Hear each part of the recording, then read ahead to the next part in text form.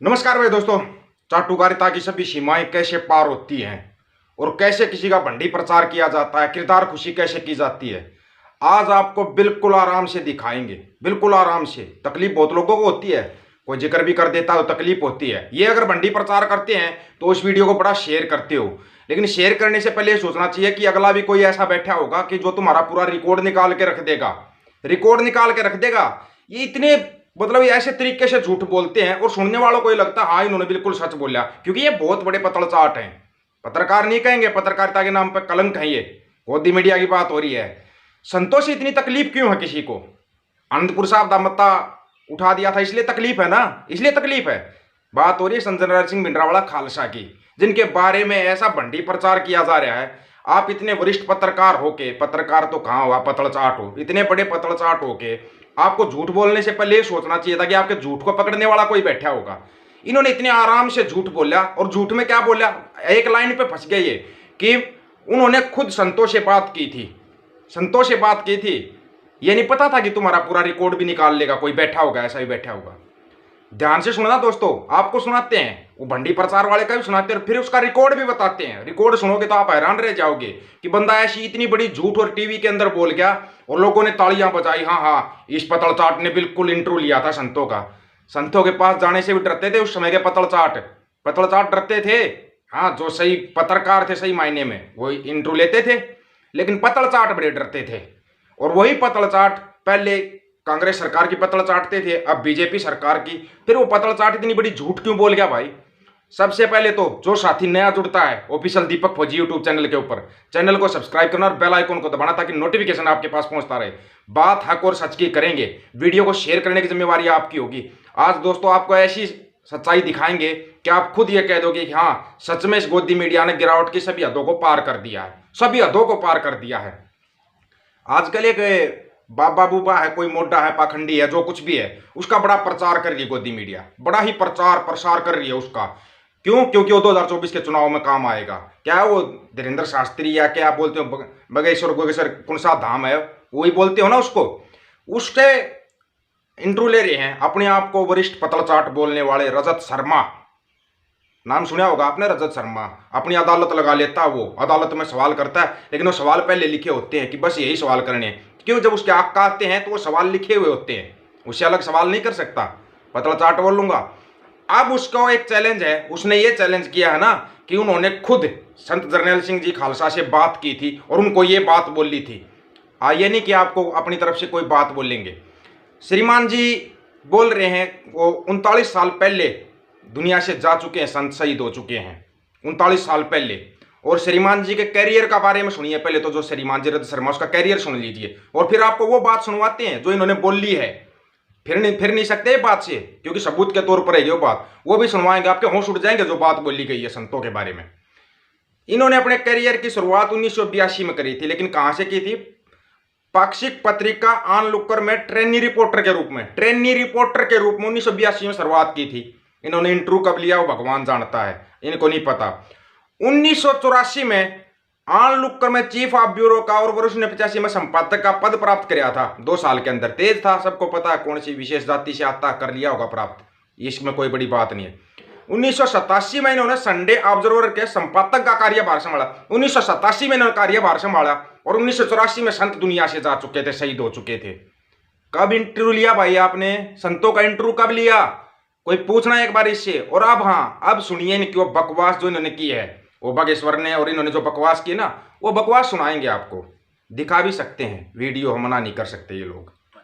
हमारा मत बंदूक की तरफ। सनातन धर्म की परंपरा में कभी भाला, कभी बुलडोजर और फिर कहते हैं अहिंसा। ये हमारी ऋषि परंपरा है। भाला बुलडोजर तीर धनुष माने की, और एक गड़वीच पिस्टल हथवीच फड़िया तीर हाले भी डरावे बेरीनु संता की तस्वीर, वो ये क्या करेंगे बुलडोजर का? आत्मरक्षा। अच्छा, ये हथियारों से आत्मरक्षा करेंगे। देख भाई, तू आना मत, ये भी है। हाँ भाई, बंदूक जो इनके पास होते, सिपाहियों के पास चलाते थोड़ी है अनेक बार, वो तो दिखाने के लिए होती है। यही बातें बोली थी उन्होंने भी। कह रहे हैं ना कि सिपाहियों के पास भी बंदूक होती है, जो सीमा पर रक्षा करते हैं उनके पास बंदूक होती है, हमारे पास क्यों नहीं हो सकती? ऐसी बातें जानते, मैं किससे सुनी थी बहुत साल पहले, पिंडरान वाले। ये कौन? पाकिस्तान वाले पंजाब में जो आतंकवाद फैला था उसके सिंबल नहीं, हमने कभी बंदूक की बात नहीं की। बुलडोजर, सुनो उनसे मैंने ये सवाल पूछा था, उन्होंने बुलडोजर रखी कह रहे हैं। बता, तो उनसे मैंने ये मजाक की बात नहीं, मैंने उनसे सवाल पूछा था कि उनकी आपत्ति क्या थी कि जो हिंदू हैं वो यज्ञोपवीत क्यों पहनते हैं और सिख लोगों को कृपाण लेकर जाने की इजाजत क्यों नहीं होती। तो मैंने उनसे कहा यज्ञोपवीत से क्या नुकसान किसी को हो सकता है, तो उन्होंने कहा नहीं, इससे भी गला घोट के मारा जा सकता है। मैंने कहा आप तो बंदूक की बात करें, तो उन्होंने यही कहा था कि सिपाहियों के हाथ में भी तो बंदूक होती है, वो भी आत्मरक्षा के लिए। तो ऐसी बातें जो लोग गुरु परंपरा के लोग हों उनको नहीं कहनी चाहिए। कितनी आसानी से लोगों को कृपाण लेकर जाने और हाँ, की आदत क्यों नहीं होती। श्रीमान जी कहाँ पे बंडी प्रचार कर रहे हैं, देख लो। किसी को हो सकता है, श्रीमान जी हैं। उन्होंने कहा नहीं, इससे भी गला घोट के मारा जा सकता है। मैंने कहा आप तो बंदूक की बात करें, तो उन्होंने यही कहा था कि सिपाहियों के हाथ में भी तो बंदूक होती है। वो एक तो ये आपका कौन सा धाम वाला है ये बोल रहा है, मैं नहीं जानता कौन थे, फिर जानता क्या है, ये रावण से फोन पे बात कर लेता है और लोग बड़ा यकीन कर लेते हैं। हाँ हाँ, इसने रावण से, ये राम के 5 बाप 10 बाप बोल देता है, लोग यकीन कर लेते हैं।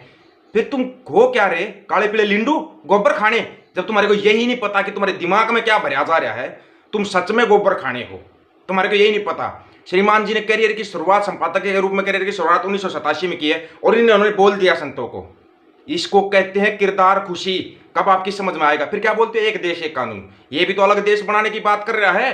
इसके ऊपर तो नशे नहीं लगता देखा हमने आज तक। क्यों? क्योंकि ये प्रचार करता है, सरकार का प्रचार करता है। अरे सरकार अच्छे काम कर दो, हम भी प्रचार कर देंगे, हम सबसे पहले अच्छा बताएंगे। अगर सरकार कोई अच्छा काम कर देगी तो करवाओ तो सही एक बार सरकार से कोई अच्छा काम, हम सबसे पहले प्रचार करेंगे। हाँ भाई, ये काम सरकार ने अच्छा किया।